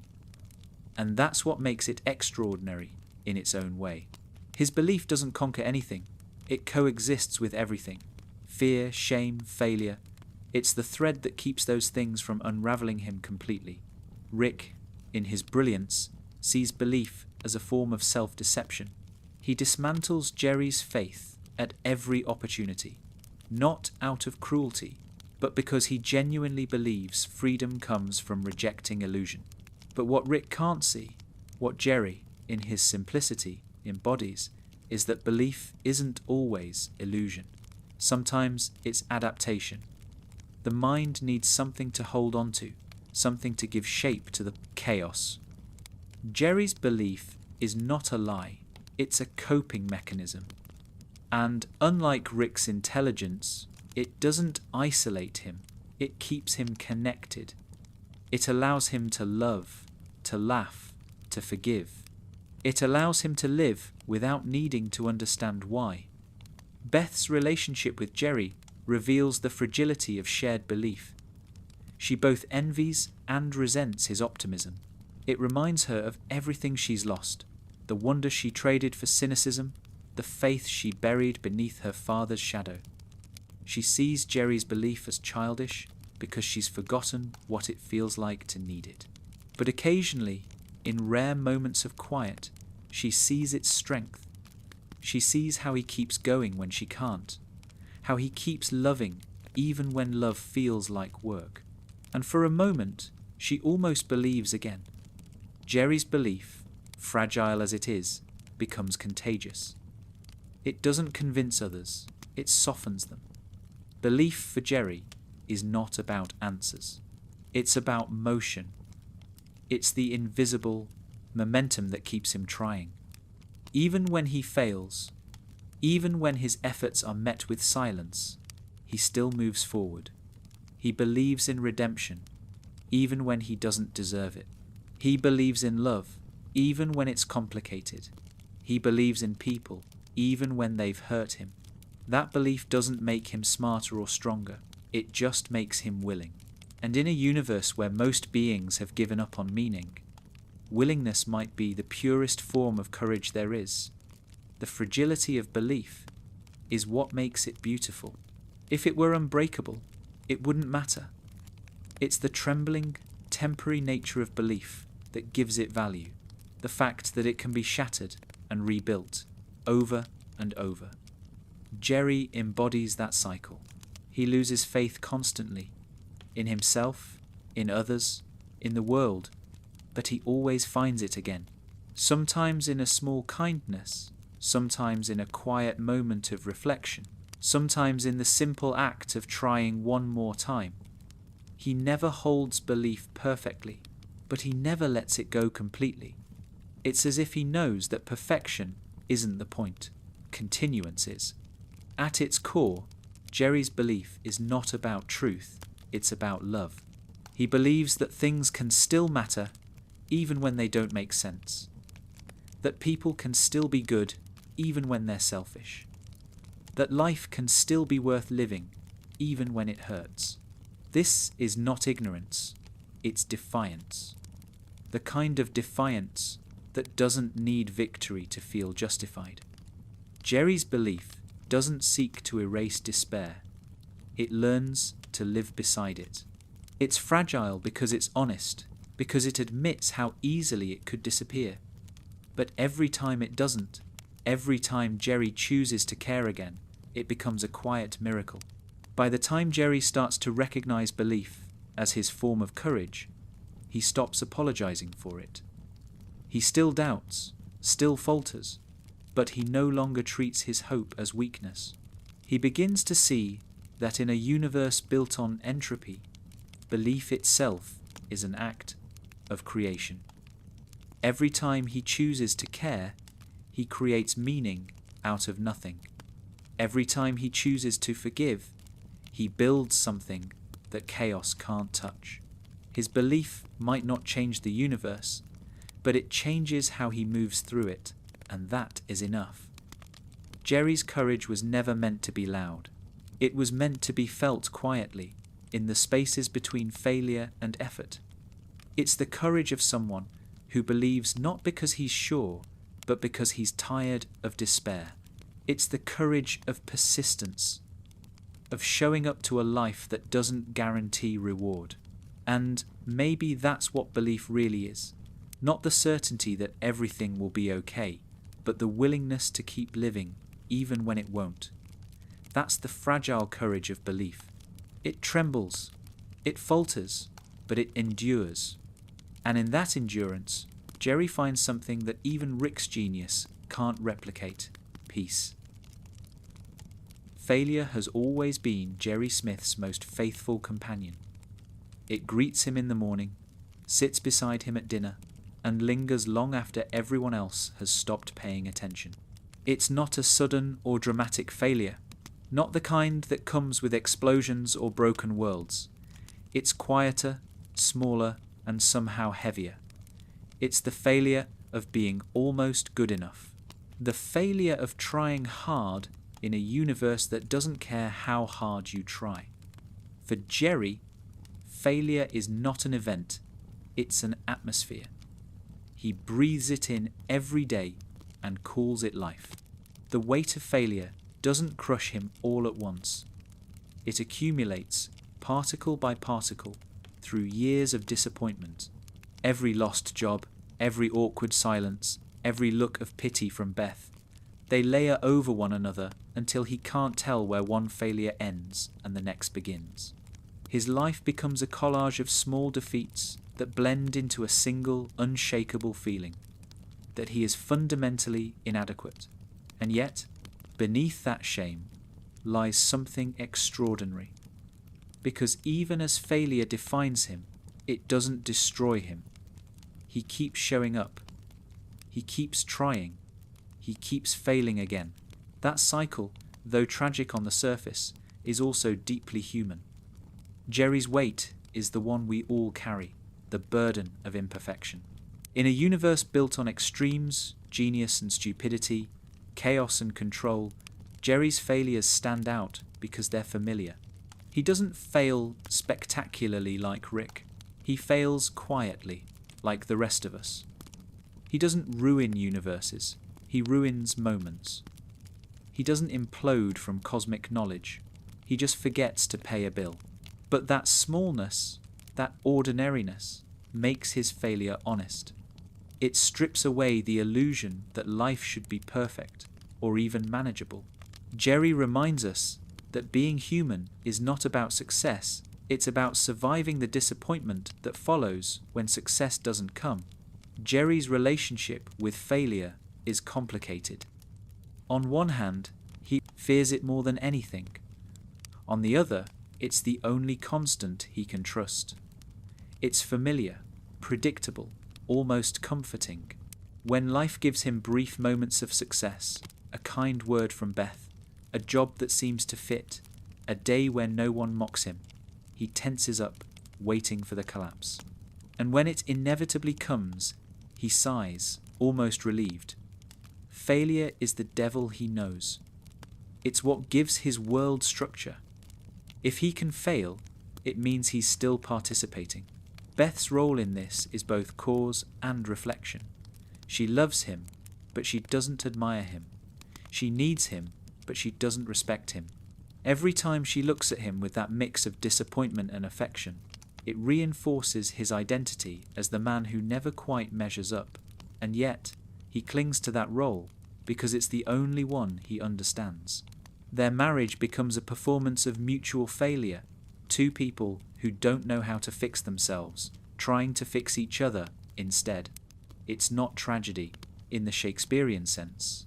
It's tragedy in the domestic sense, the slow erosion of hope that happens when you keep trying to be what someone else needs instead of what you are. Rick, of course, takes failure and turns it into theory.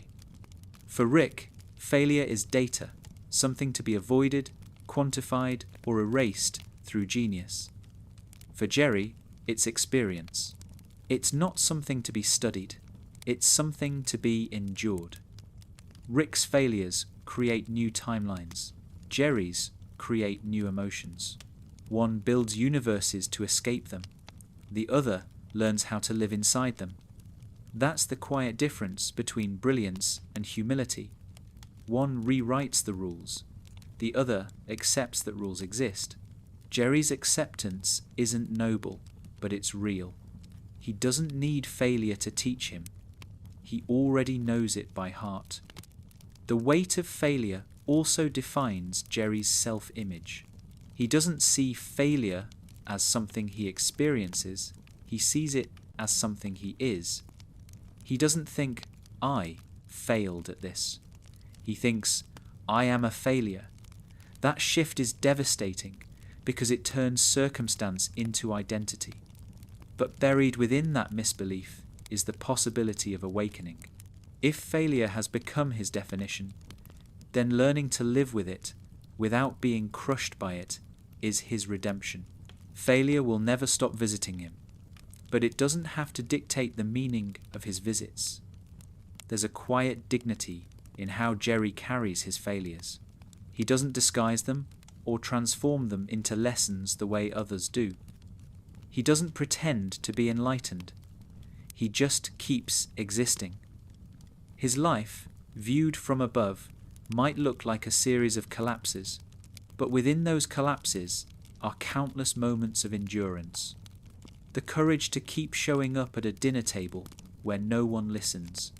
The bravery to keep loving a woman who has stopped believing in him. The persistence to keep being a father when his kids roll their eyes at his every attempt. That's the secret at the Fenjet, heart of Jerry's failure. It's not total. Every defeat contains a small act of survival. Failure also connects Jerry to the larger absurdity of existence. Rick and Morty's universe is cruel, indifferent, and cyclical.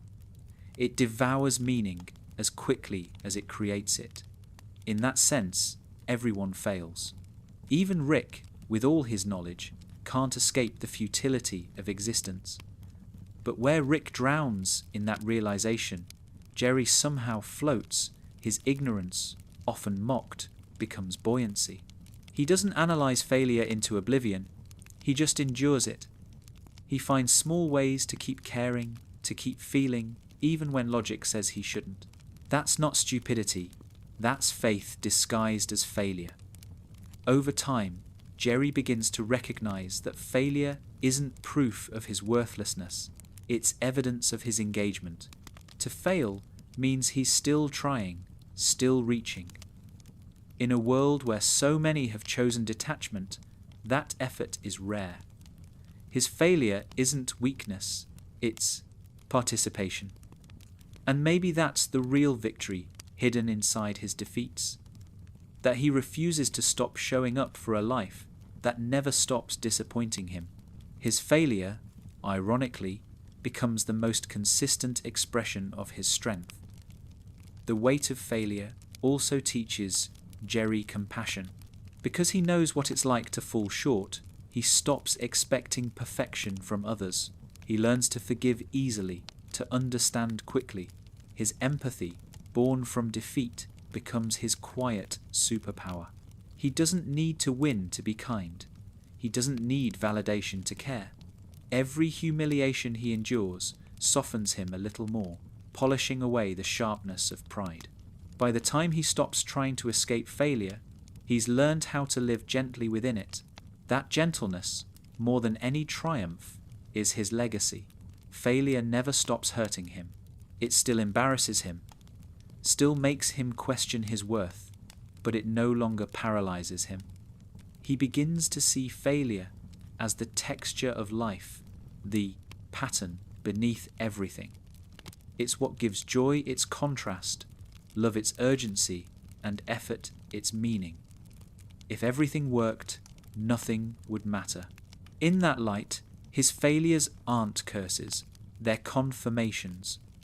Each one proves that he's still part of the human experiment, still capable of disappointment, still alive enough to care.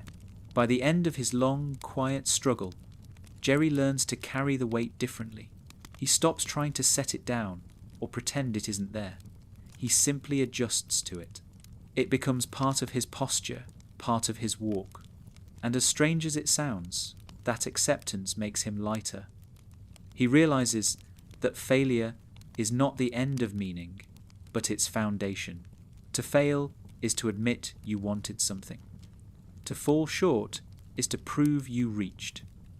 And reaching, even without reward, is what gives life shape. Jerry will never stop failing, and he doesn't need to, because failure, for him, is not the absence of success. It's the presence of effort. It's the shadow that proves he's still standing in some kind of light. The weight never goes away, but he learns how to breathe under it, not by pretending it's not heavy, but by accepting that he's strong enough to carry it. That, in the end, is his quiet victory. Not that he stops failing, but that he finally understands what failure really means. That he tried, and that trying was always enough. Redemption, for Jerry Smith, doesn't come with fanfare. There are no triumphant speeches, no sudden transformations, no cosmic reversals of fortune. His redemption unfolds in silence, slowly, gently, almost imperceptibly, like a sunrise he doesn't realize he's been waiting for. It isn't about being forgiven by others, or proving anyone wrong. It's about something smaller, something humbler, forgiving himself. For the first time in his life, Jerry stops trying to become the person everyone else wanted him to be, and instead begins to accept the person he's always been. That acceptance is his redemption, not loud or heroic, but real. For most of his life, Jerry has treated redemption as a prize, something that must be earned through success, approval, or change. He's believed that if he just tried hard enough, loved perfectly enough, achieved something measurable, he would finally be redeemed. But that kind of redemption never comes, because it depends on a world that doesn't care. The universe of Rick and Morty doesn't hand out second chances. It barely acknowledges first ones. And so, Jerry's redemption can't come from the world. It has to come from within. The first step in that redemption is quiet awareness. Jerry starts to see his own patterns, the endless cycle of trying, failing, apologizing, and repeating.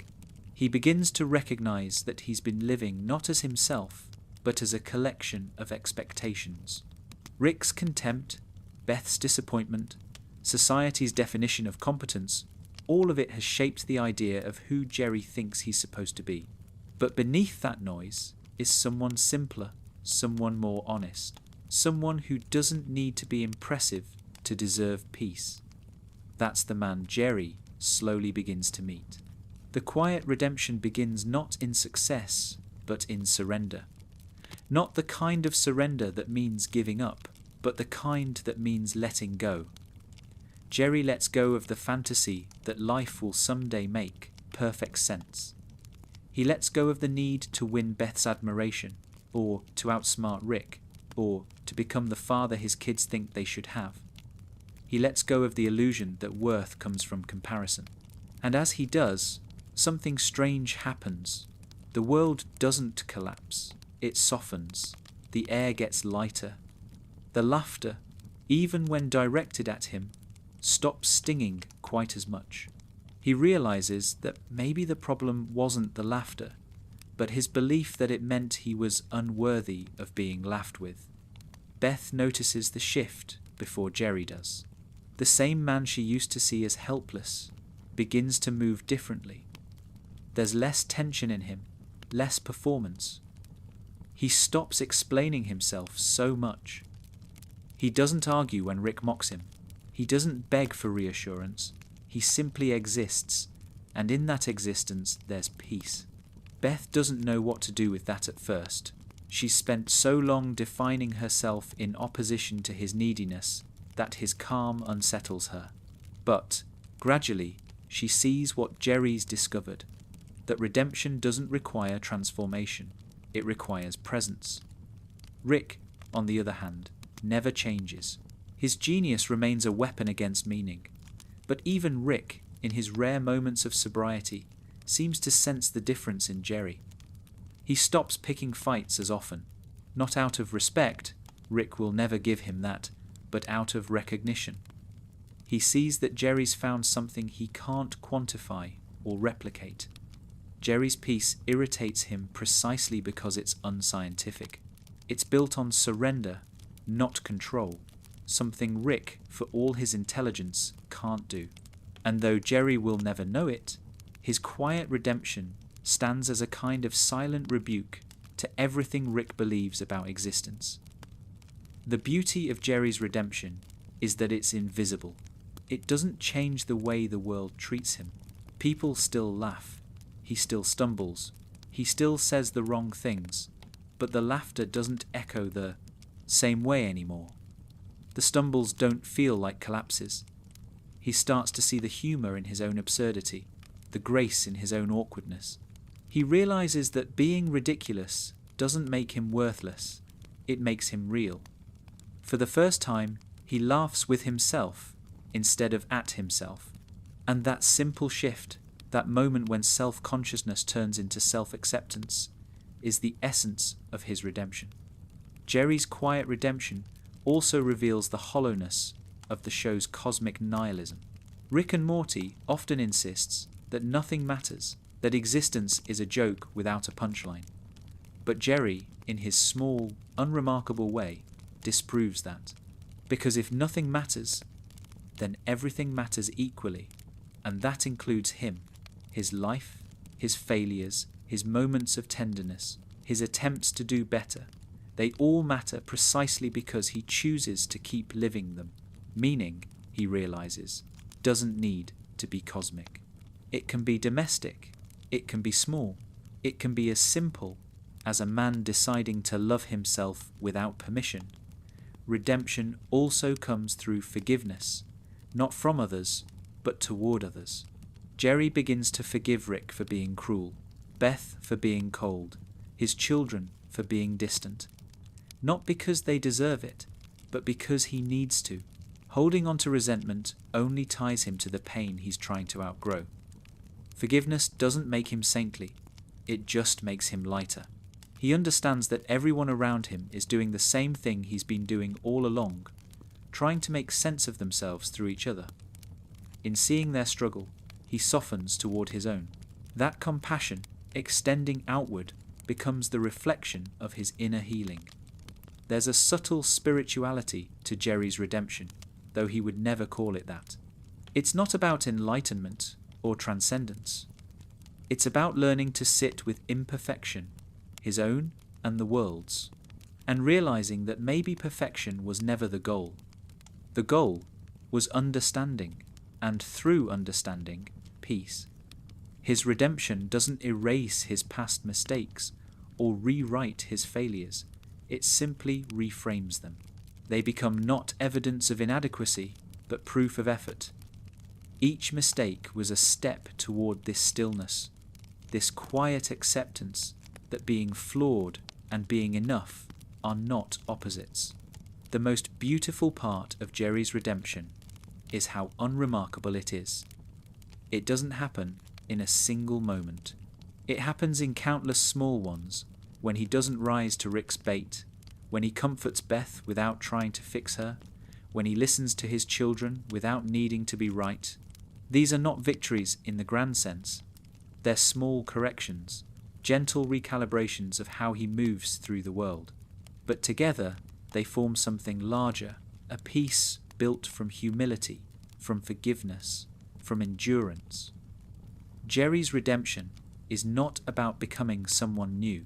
It's about realizing he was never broken to begin with, that his fragility was never a flaw, but a feature of being human, that his fear, his insecurity, his longing, all of it was just the language of someone trying to connect with a world too fast, too cruel, too distracted to listen. His redemption, then, is not about changing his story, but about finally understanding it. By the time he reaches this quiet understanding, Jerry no longer needs to be the hero or the fool. He's content being the witness, the one who sees the chaos, feels the pain, and still chooses kindness. He doesn't need applause or validation or even understanding. He just needs to keep showing up for himself, for his family, for the simple miracle of being alive. That, in the end, is redemption in its truest form. not escape from suffering, but the ability to walk through it and still recognize the light. Jerry Smith's redemption is quiet because life is quiet. It doesn't announce itself, it just begins. And maybe that's how it was always meant to be. Not a resurrection, but a return. A return to himself, to the small, soft heart that kept beating beneath all the noise. A man who once defined himself by his failures finally learns that being alive, despite them, was the redemption all along. The meaning of Jerry Smith is not written in any grand gesture, nor found in any great revelation. It isn't something he discovers one day, neatly packaged and explained. It unfolds gradually, through failure, through laughter, through heartbreak, until, one morning, he realizes that meaning was never something he had to earn. It was something he'd been living all along. Jerry's meaning, if such a thing can be named, lies in the quiet persistence of being himself in a universe that tells him he shouldn't bother. He is the still point in a spinning world, small, unremarkable, but enduring. In a show where gods, aliens, and scientists all wrestle with cosmic absurdity, Jerry's struggle is achingly simple. He just wants to live a decent life. He wants love, comfort, belonging, the fragile human things that don't exist in equations or portals. Rick seeks the secrets of the multiverse, but Jerry seeks a good morning, and that is not weakness. That is faith. The faith that, even in a reality where nothing lasts, there are moments worth caring for. Jerry's meaning isn't found beyond existence, it's found inside it, in the act of continuing despite its absurdity. What makes Jerry unique is that he doesn't transcend the human condition, he embodies it. He doesn't escape his flaws, he learns to live with them. He doesn't conquer fear, he walks beside it. Every humiliation, every disappointment, every small act of endurance becomes part of a larger pattern, not of failure, but of persistence. While others chase power or certainty, Jerry learns to find beauty in being powerless and uncertain. His life becomes a quiet argument against the idea that meaning requires magnitude. The meaning of Jerry is humility. It's the recognition that smallness isn't insignificance. He doesn't fight the vastness of the universe. He accepts it. He doesn't rage against his ordinariness. He honors it. There's a kind of bravery in that acceptance. Strength that doesn't come from domination, but from coexistence. Rick believes that control is the only antidote to chaos. Jerry discovers that surrender can be won too. Not surrender as defeat, but as openness, the ability to let life be what it is, without demanding that it make sense. Over time, Jerry becomes the emotional constant in a family defined by chaos. Rick's genius implodes, Beth's confidence falters, Morty's innocence fades, Summer's cynicism deepens, but Jerry remains. He's not the smartest or the strongest, but he is the one who still believes in family dinners, in forgiveness, in trying again. He's the gravity that keeps the Smiths from flying apart completely. And though the others rarely notice, that steadiness is its own kind of wisdom. The meaning of Jerry is not in what he achieves, but in what he preserves. Connection. Even when it's fractured, even when it hurts, he believes in keeping it alive. Jerry's meaning also lives in his failure, not as punishment, but as proof of his humanity. He fails constantly, but failure never erases him. It refines him. Each mistake strips away another illusion until only his most essential self remains, unpretentious, vulnerable, and real. Where Rick's brilliance isolates him, Jerry's inadequacy connects him. His weakness becomes empathy. His confusion becomes patience. Through failure, he learns what even the smartest minds often forget, that meaning is not discovered through understanding, but through feeling. The meaning of Jerry is not philosophical in the academic sense. It's emotional, experiential, alive. It's in the way he forgives without being asked. It's in the way he keeps trying to love Beth even when he no longer expects her to love him back. It's in the way he still calls his family us even after they've treated him like an outsider. That kind of devotion is not stupidity, it's resilience. Jerry's meaning is endurance through affection. He doesn't need the universe to make sense. He just needs it to be kind enough, sometimes, to let him keep caring. In many ways, Jerry is what Rick pretends not to be, hopeful. Not because he's delusional, but because he's honest about how fragile everything is. Hope doesn't come easily to him. It's something he rebuilds every day out of fragments. And yet, that rebuilding is the point. Meaning, for Jerry, is not a final destination. It's the ongoing act of hope itself. It's in the decision to keep trying, to keep forgiving, to keep loving in a world that keeps breaking. That's what makes him quietly extraordinary.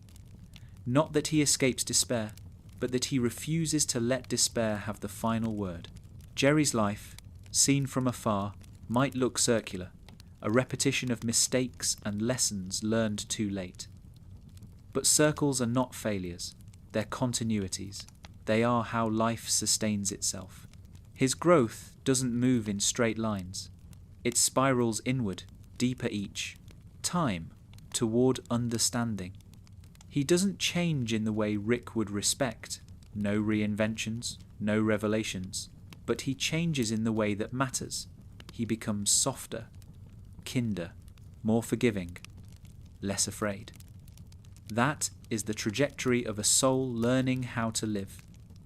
In his later moments, the quiet ones, the pauses between absurd adventures, Jerry embodies a rare kind of peace. He doesn't need to prove his worth anymore. He doesn't need to outshine anyone. He simply exists, and existence, finally, feels enough. He looks at Beth and sees not the woman who validates him, but the person he shares a life with, flawed, beautiful, and real. He looks at his children and doesn't try to impress them, only to love them. He even looks at Rick, and for the first time doesn't flinch. He knows what Rick doesn't, that the point of life isn't to win, but to stay open to it. The meaning of Jerry is the meaning of being human, to keep caring in the face of futility, to keep reaching out, even when you know the connection won't last, to find joy in moments that don't add up to a conclusion. Jerry is not the hero of the story, he's the story's heartbeat, the small, persistent rhythm that reminds us that existence doesn't need to be extraordinary to be worthwhile. He proves that you can be scared, unsure, flawed, and still be good. Still be meaningful. Still be enough.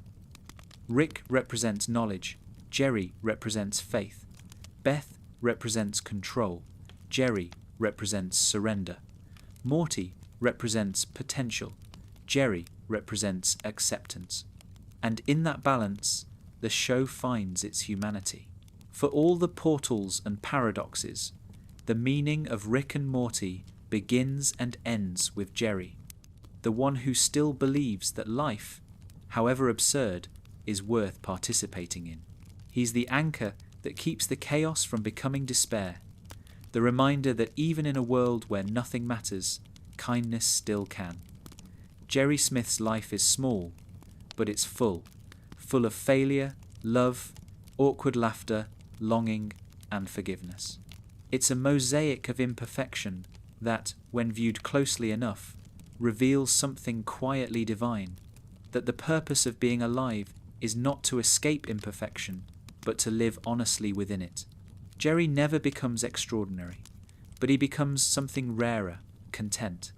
He accepts that he'll never know what the universe means, and that, paradoxically, becomes his answer.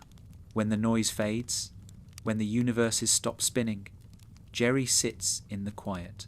He feels the weight of everything, the disappointments, the laughter, the love, and realizes it's all the same thing, the texture of being alive. He smiles, not because it makes sense, but because it doesn't have to.